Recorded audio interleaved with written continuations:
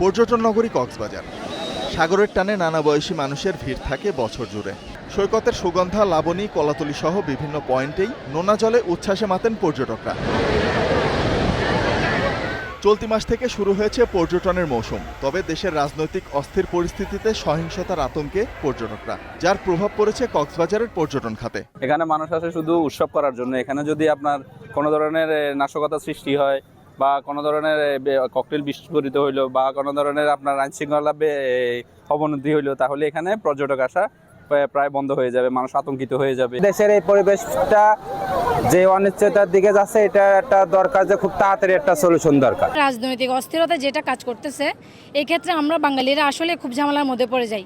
মানে আমরা ভালোভাবে শান্তিপূর্ণভাবে কোথাও যেতে পারি না। আমরা চাই যে সরকার আসুক না কেন, মানে শান্তিপূর্ণভাবে গঠন করে আমরা যাতে শান্তিপূর্ণভাবে যে কোনো জায়গায় চলাফেরা করতে পারি।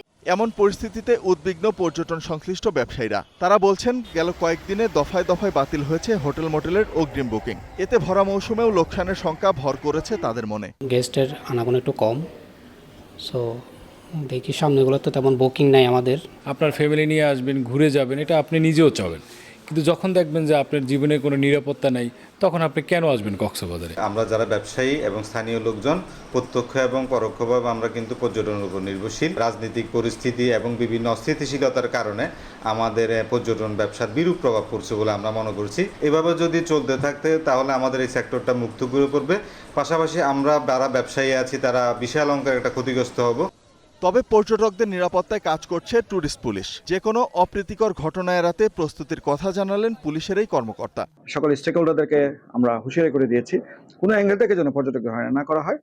পাশাপাশি সুগন্ধা পয়েন্ট এবং লাবণী পয়েন্টেও করা নিরাপত্তা ব্যবস্থা নিশ্চিত করা হয়েছে। কোনো অ্যাঙ্গেল থেকে কোনো ধরনের দুষ্টামি এবং হয়রানি পর্যটকদের করলে অভিযোগ পাওয়ার সাথে সাথে টুরিস্ট পুলিশ কঠোর ব্যবস্থা নেবে তাদের। নভেম্বর থেকে ফেব্রুয়ারি পর্যন্ত সবচেয়ে বেশি দর্শনার্থী যান কক্সবাজারে। Desk report, star news.